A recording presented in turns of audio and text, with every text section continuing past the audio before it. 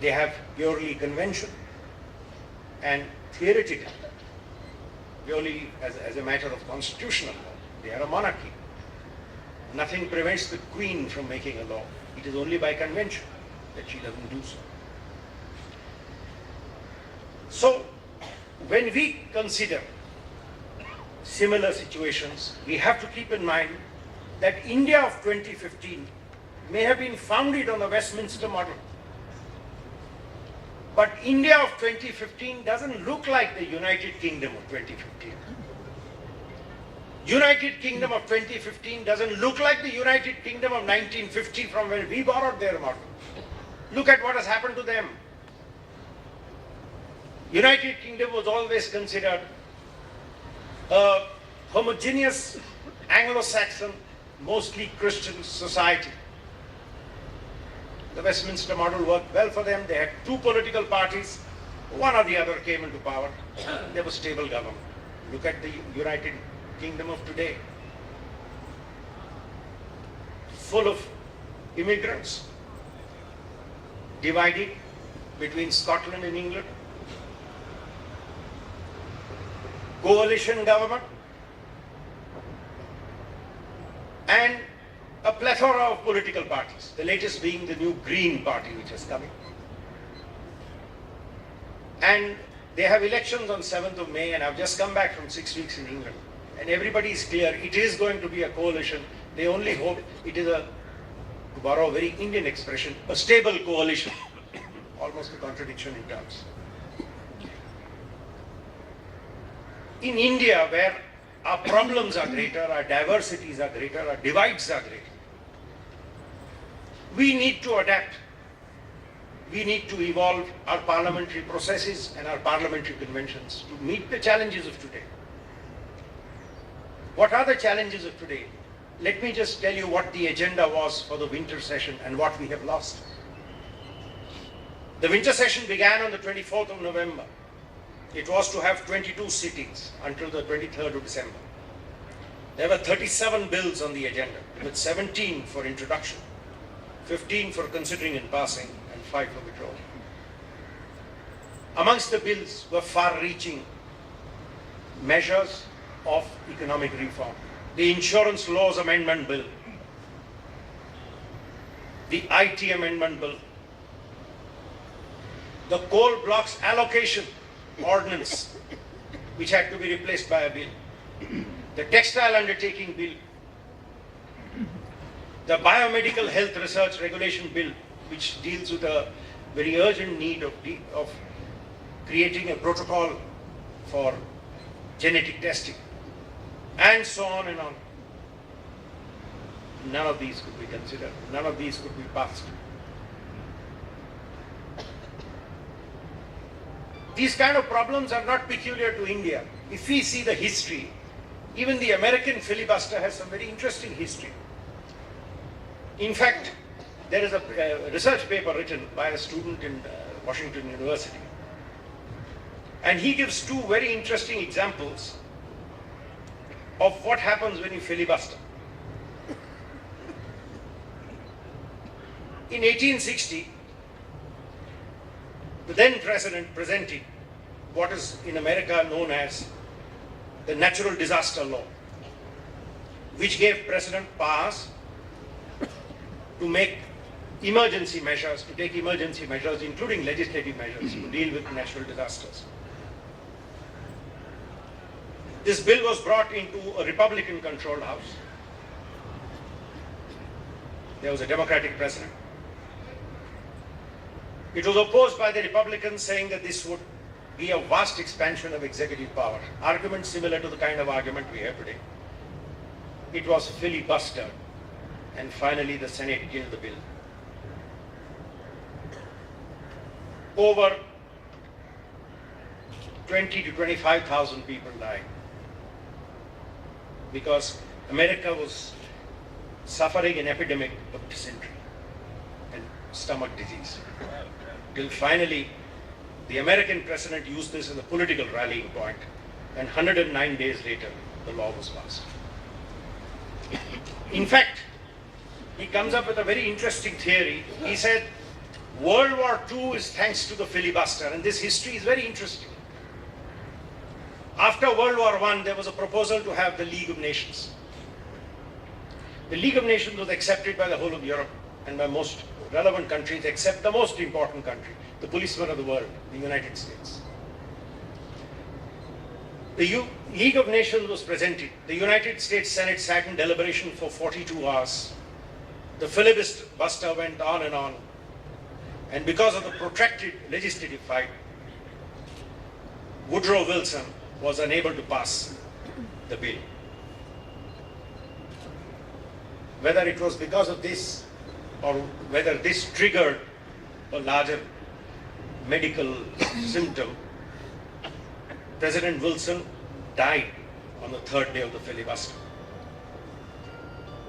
The filibuster succeeded. The League of Nations was defeated. And some people say that was the beginning of World War II. If the League of Nations had been passed, Germany and Japan would never have been able to arm themselves the way they did. We must learn from history. We must learn from all these mistakes. Where do we go? What is the way forward? Our institutions, including the institution of Parliament, must evolve procedures. The framers of our Constitution were men of great vision. They realized that there may be situations where, to borrow Dr. Ambedkar's words, the framework for making a law does not exist. And that is when the executive government was given law-making power. An ordinance is a law. An ordinance is a law in every respect. There are only two limitations on the House or on the executive government where it comes to making ordinances. One, the time limit. It has to be placed within 6 months before a session of Parliament. So parliamentary control is built into the ordinance making power. And second, there must be urgency. It has been challenged on the ground in court that ordinances have been made without there being urgency, and the Supreme Court very maturely and sensibly has said, this is not for us to decide. Parliament will decide if there was sufficient urgency, and if there wasn't, Parliament will disapprove the ordinance. The challenge that an ordinance is for collateral purposes is what we lawyers use a Latin expression, mala fide, that means for a wrong purpose, has been negated by Supreme Court saying it is lawmaking, it's for Parliament to decide. The only place where the courts have intervened is what is called re-promulgation of ordinances. The case came from Bihar, and one of the NGOs who did research on the subject pointed out that there was a practice followed, there was a spate of ordinances which would be promulgated, the House would sit, so the ordinance would lapse. It would not be brought as a bill before the legislature. The legislature would finish its term and the ordinance would be re-promulgated. And they found certain ordinance had been re-promulgated as many as 35 to 40 times. 40 times means 20 years the executive made fiat and called it law. That's the only case where the court said, if that is shown to be that's a fraud on the Constitution, we would interfere. Why was this power given? Our founding fathers realized that there would be log jams in Parliament. There would be moments where the executive government, and in India we remind ourselves, we have an elected executive. The government is those whom we have elected and sent to Parliament and who enjoy the confidence of more than 50% of the House, at least for the moment they are in power. They have been given this right to take legislative measures. Is this wrong? Well, constitutionally it is not wrong. As a governance practice, it is unfortunate. It is unfortunate because if a government is driven to a point that the economic agenda of a government is being stymied, because not because Parliament has disapproved, but because Parliament is not allowed to function. Then, in Dr. Ambedkar's words, the framework for making law, that is a functioning Parliament, for the moment does not exist. Citing precedents doesn't help.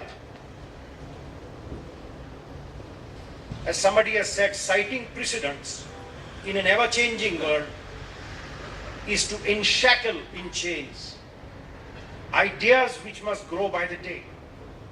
We cannot cite precedents, and I do not agree with the argument that because so-and-so government passed 350, we have come to only 249, we have 101 more to go. That's not the way to look at it. The issue is larger, and the issue is a deeper malice which we must address. Why have we come to this situation?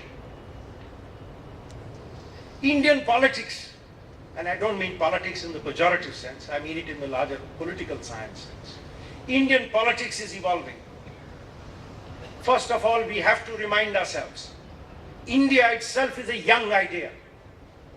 We are 70 years old. 70 years is not much in the life of a democracy. Before the British came and united us, there was no India. We like to claim and pat ourselves on the back saying we are so many centuries old. India as a country, as a unit of governance, is not centuries old. We are 70 years old. The Indian demography is unique, and any institution will evolve for 2 centuries before it comes to settle. America has had 2 centuries plus. Their institutions have run into difficulty. They've had a civil war for 5 years, between 1861 and 1865. How different are we from what we were in 1950? In 1950, when the Constituent Assembly was first constituted, there was no political challenge. In fact, the famous constitutional historian Granville Austin has used a very nice expression to describe the Constituent Assembly. He said it was a one-party body in essentially a one-party country. That's what Congress was in 1950. We have come a long way today. We are a country where every section has found its voice. We are a country where empowerment has succeeded like no other. Look at, yes, we all criticize reservations, but there is a larger political movement under it. Look at the empowerment of the underprivileged today. Look at the empowerment of the common Indian today. This is reflected in the fact that one political leader from one state can gather the courage to dream of being the Indian Prime Minister and be voted in with 340. And 6 months later, a former income taxman with zero political connectivity and with an idea in his head gets resoundingly elected to the same city. This is India on the move. So all institutions will adapt, all institutions will have to rediscover themselves and find ways of dealing with this new India, this resurgent India. A country in which the dark shadows of poverty are side by side with the bright luster of growth. India truly is, as Sir Naipaul once called it, India truly is the land of million mutinies. Why then this logjam? Why are we then in this situation where on the one hand we are moving so vibrantly ahead in democracy, and on the other hand we are worried about logjams in our parliament? It is because there is some imbalance which has crept in. In the Westminster system, there were 2 houses of governance, the House of Commons and the House of Lords. The House of Commons is 659 members. In fact, I was having an interesting discussion once with Lord Meghnad Desai, and he was telling me, he says, one of the solutions is, you must treble the size of Parliament. He said, a small country like England 80 million people, has 659 MPs. You localize. By having more, you localize the sphere of influence and you make it more accountable. So they have 659 MPs in their House of Commons. The House of Lords never stalls bills. It may delay them, it never stalls bills. They know their role is advisory. In fact, last 2 months back when I was in London, Lord Desai invited me for dinner at the House of Lords. And we went there at 5:30, 6 o'clock in the evening. There was nobody. And I said, that's surprising because their house sits till late in the evening, 9 o'clock, 10 o'clock if necessary. And he laughed and he said, there's hardly any legislative business left. So we finished it all. What a difference. Even in our constitution, the Council of States, which we call the Rajya Sabha, was meant to bring the voice of the states and temper the federal system by bringing a check, by bringing a voice of sanity on the elected representatives of the union to make sure that they, in their enthusiasm, do not do something which hurts the interests of the states. That's why the Rajya Sabha is popularly known as the House of Elders. Today, and our constitution has this divide. Any bill can be put in any house first. It can go into the Rajya Sabha first and come into the Lok Sabha later. But money bills have to go first into the Lok Sabha. Why? Because there is a clear slant in favor of the elected representatives of the people. What we are seeing today is blocking the working of Parliament because of the mismatch of numbers in the Rajya Sabha and blocking the working even of the house, of the lower house, not allowing it to function. The house was created to debate. It was not created to obstruct debate. In a situation like this, we have to evolve precedents, we have to evolve practices by which protest, and protest is a must in democracy, is measured. Protest does not become a subterfuge for a political agenda. I'm not saying the present opposition is guilty of this. I think for the last 5 years we've seen every opposition party guilty of this. And somebody from the present government was complaining. I said, well, as an Indian I do complain that the parliament doesn't work, as I complained 2 years back that the parliament doesn't work. But as far as you gentlemen are concerned, all I can say is, sow the wind, reap the whirlwind. That's what's happening. You set a wrong precedent, it comes back to haunt you someday. I think a time has come where the political system has to sit down and make certain ground rules.